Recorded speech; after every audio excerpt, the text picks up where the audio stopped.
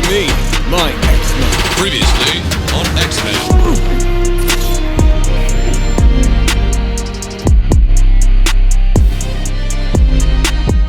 So we begin this movie in what looks like modern day Minnesota. And I'm not gonna lie, the X-Men are getting cooked. They are literally piles of bodies littered all over the place like, god dang, how did we get here? We soon find out that all mutants are currently being hunted down by super advanced robots called Sentinels. And I just know these things must come pre-built with racism plus.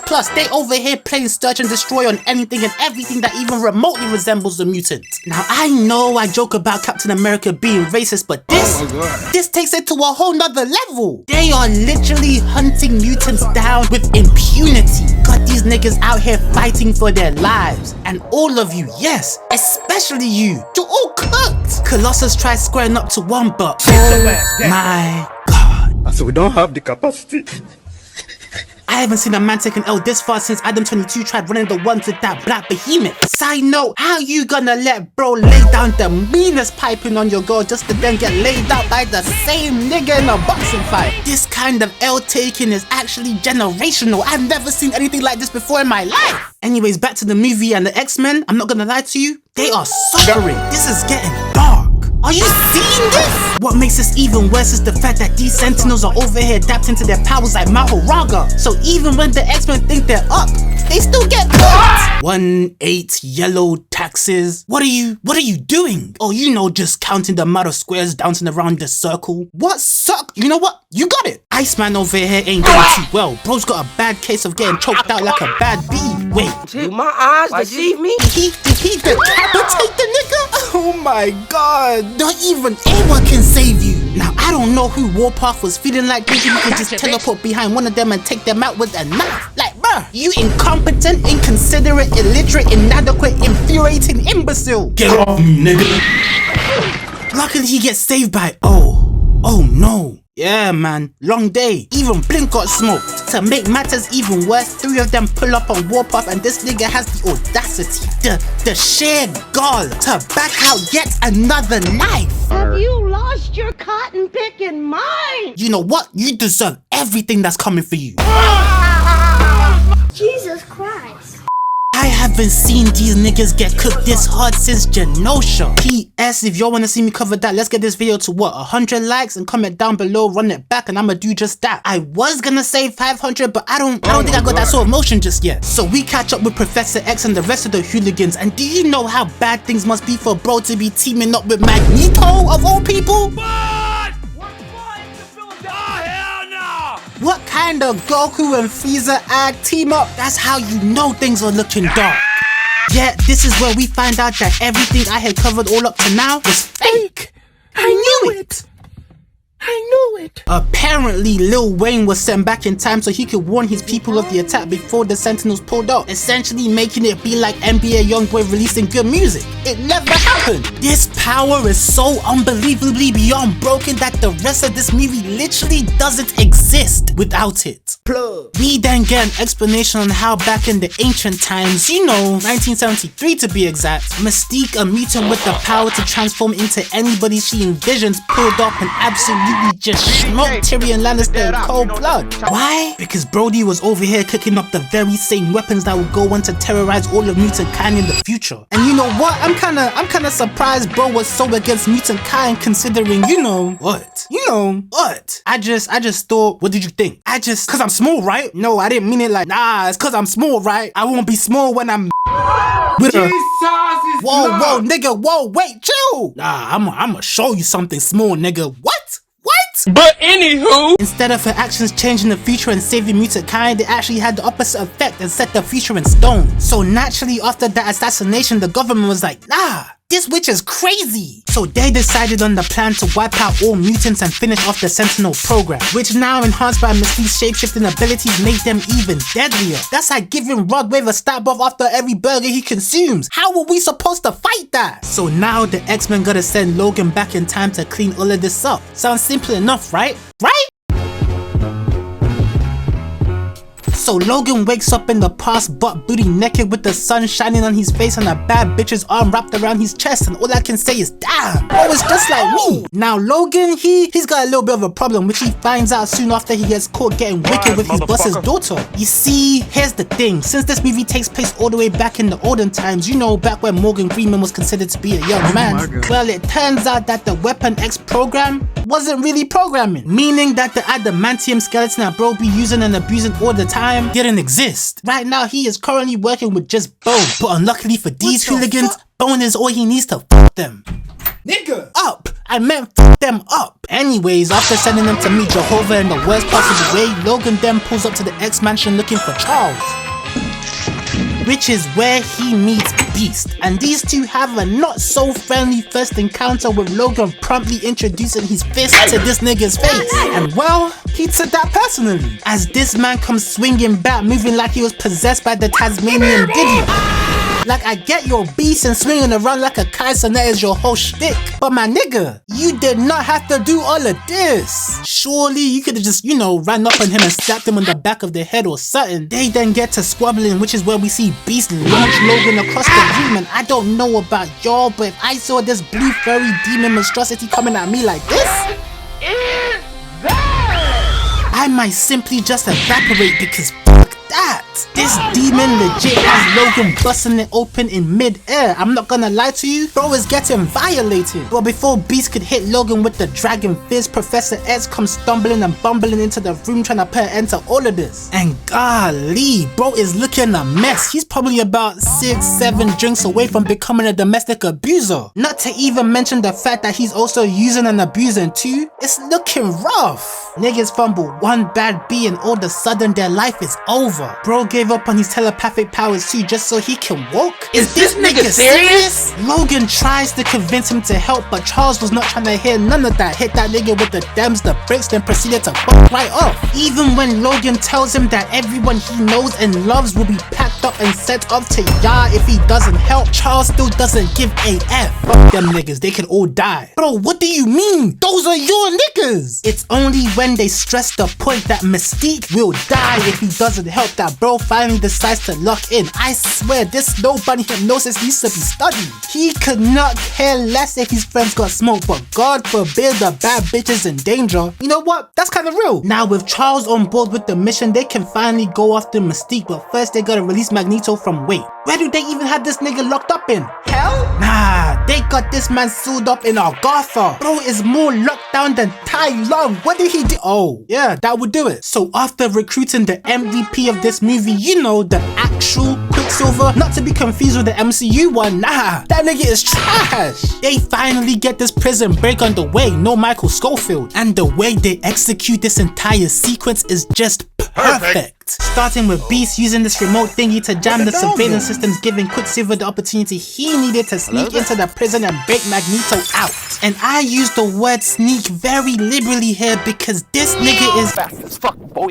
He could have cleared out the entire prison by himself. Who is stopping him? To be honest, I don't even know why the rest of y'all are even here. Over here doing a backup dancer in your own movie. That's tough. But before they could all get out safely, they get stopped by the feds. 5-0, Olopa, and all of these frauds just froze. Look at them. He opens his mouth, but the words won't come out. He's choking. How? And what's crazy is the fact that if Quicksilver wasn't here, 2 out of the 3 of them would have died right there and then. But luckily for them, the GOAT comes in clutch as time slows down and bro just gets to cooking. Give me that shit, nigga. A face poke here, a wedgie there. How you gonna get wedgied at the speed of sound, my nigga? Shit. I don't think Robitussin is helping that, my boy. The point is, bro is over here orchestrating chaos, and I'm all here for it. Got these niggas sliming each other out. Shit. He got these niggas sliming themselves out. And he managed to do all of this while saving the other 3 from being done like 50 Cent. This performance right here, one word, sensational. Meanwhile, the MCU Quicksilver could have simply moved certain niggas out the way. You are a failure. You are a failure. You can never make it. So we cut to Mystique and she's over here doing some spy shit, choking niggas out with her feet, you know, all that good stuff. And I hate to say it, but I know certain niggas would love to go out just like this. I'm talking about us. We are niggas. No, don't look away from your screen now. I'm talking to you. Regardless, this is how she finds out about the peace accords and where they'll be taking place. And since Shorty's trying to get in her Agent 47 bag, best believe she will be making an appearance. Which is when we cut to Tyrion at the peace conference and he's in the middle of giving a speech about the wonders of genocide, where he gets to explain how this little machine right here can detect any mutant with efficiency. Oh, this is awkward. Let me just, yep, that's a mutant. Did he just say mutant with the hard T? Seize him! Nah, with how fast these niggas jumped on this man, you would've thought he was a fat ass white girl at a black function. Unfortunately for them, this is Mystique, and she wastes absolutely no time introducing these niggas to CTE. Brody on the left got it the worst, as he got hit not once but twice, then flipped over for good measure. Jesus! Now, I've never seen a nigga get choked out from behind and have their neck snapped, but bro, that could not be good for your back. Not gonna lie, this whole scene has me creasing because aren't these the same niggas that was pressing Mystique just 10 seconds ago? Over here running for their lives? And yes, I would have done the same thing. Ain't no way you're paying me not to fight this blue-skinned demon. Look at her. She is clearly breakdancing in the middle of this table with her coochie out for all the world to see. Coochie's so powerful, this nigga literally recoiled in horror before getting slimed out by that devious kick. That's tough. Mystique is on demon timing. She's over here doing a quick time events that got this nigga looking at the screen. That's a nice LED y'all got up in here. Nigga, if you don't get your... Yeah, man, and all Tyrion can do is stand there in the corner like a cock. Bro is getting the full Destiny experience. Look in this man's eyes, that is straight terror. But before she can smoke on that Tyrion pack, the squad pull up just in time to stop her from heading both to the Michael Jackson concert up in the Holy Land, thus saving her and bringing this movie to a wait. Eric, what are you doing over there? Oh, nah. Don't tell me this nigga's about to hit us with the Judas. All hell starts breaking loose. And it doesn't help that Logan chooses this specific moment to start having PTSD flashbacks about his time in prison with R. Kelly. This is not the time or the place. Eric tries to blam down Mystique, but her quick thinking allowed her to jump out the window for safety. But this is Magneto we're talking about. That nigga bends the bullet like that one movie with Angelina Jolie and snipes her in the leg. So she drops out full mutant form, butt booty naked for the whole world to see. And you just know that these people are mad racist, because tell me how they look more terrified when Mystique turned into a black woman than they did when she was a blue demon monkey. Make it make sense. And we got Magneto over here taking the time to aura farm as he walks Mystique down. He figures that if the genocide against mutant kind happens because of her, then why don't they just send her to Yar? And I'm not gonna lie, you can't really argue with that logic. So that's what he does. He drags her back with the bullet still in her leg. This man is devious. And we got the crowd just watching, not even lifting a finger to help her in the slightest. But just when he was about to hit that quick snipe goodnight on Mystique, Beast comes out of nowhere tackling this maniac to the ground. Then they get to throw in their hands with this nigga flipping him around, applying belt to ass. Bro is literally trying to drown Magneto in broad daylight with witnesses. The cops are over here just chilling like, nigga, isn't it your job to keep the peace? Nigga, that is a giant blue monkey. I look like getting involved with that. You know what? That's a fair point. Eric then takes care of the beast pretty easily by using his powers to restrain the monster before then resuming his hunt for Mystique. These poor photographers were only trying to get a close-up of the fit, but Eric wasn't having any of that, sending them niggas flying with the flick of the wrist. However, it was all too late as Mystique was able to escape, thus bringing us to the next scene.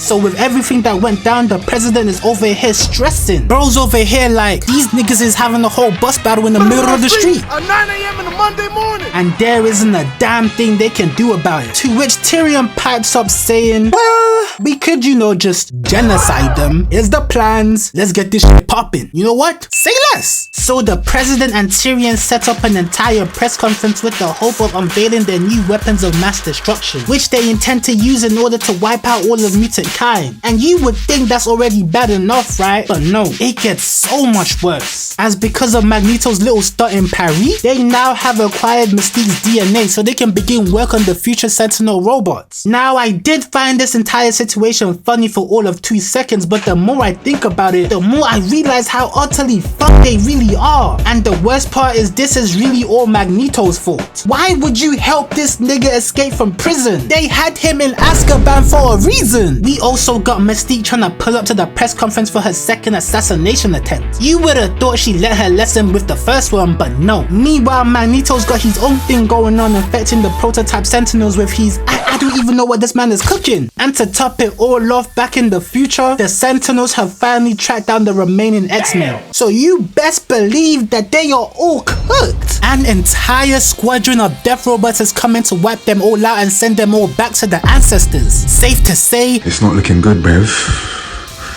It's not looking good. As we move to the day of the press conference where we see Magneto, you know, just chilling, casually lifting a fucking stadium. Like, what kind of act of God?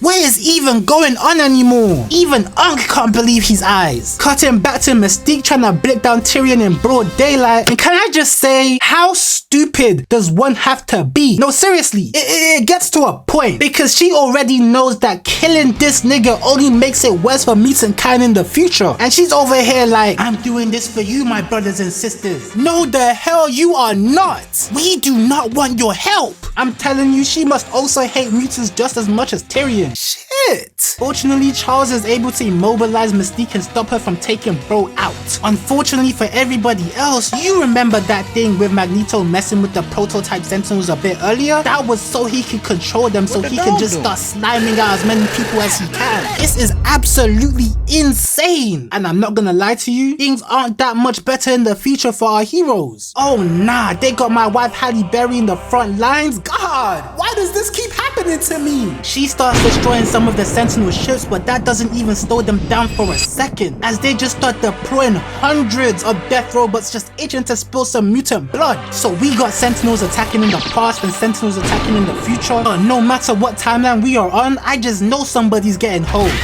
Storm's over here supercharging Lil Wayne as he just starts blicking down some of the Sentinels. But my nigga, this isn't gonna work. You're gonna need something a lot bigger. At least Magneto's got the right idea. Working together with Storm, pulling off a team combo that will make even Cap and Thor proud. But like yin and yang, light and dark, soul and flight, if one Magneto is doing good in the future, then that must mean the other one is up to some nefarious activities in the past. As bro pulls up to the White House with a stadium, my nigga, what? And real talk, we might just have to add Magneto to some of them Aura Farmer tier lists, because this is one of the most insane things I've ever seen. Like, yeah, Piccolo be poison and all that, but is that nigga pulling up to functions with entire stadiums just to make a statement? No, he's not! Not to mention the fact that Mystique was able to sneak off into the presidential bunker while all of this was going down, meaning she's probably gonna slime out Tyrion, making things exponentially worse. But even this is more preferable than what's going down in the future, with Magneto getting stabbed up and Storm...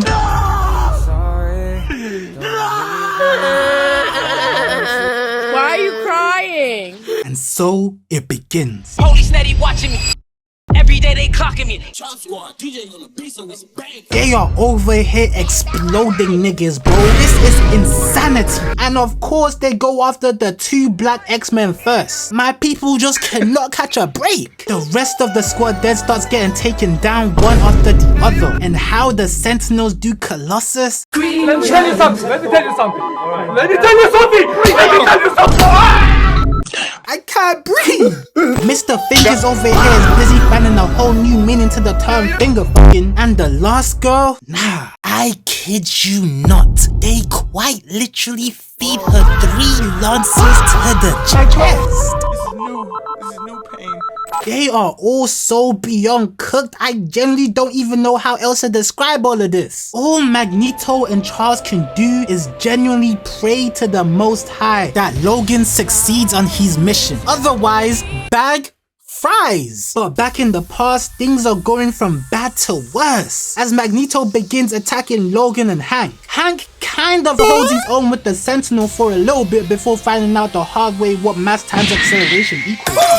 Meanwhile, what Magneto does to Logan, I wouldn't wish this on my worst enemy. The nigga takes the metal from these cinder blocks, then proceeds to wrap it through, yes, through Logan, inch by inch, picking him up like he was Vecna, then dashing him across the city to the bottom of a lake.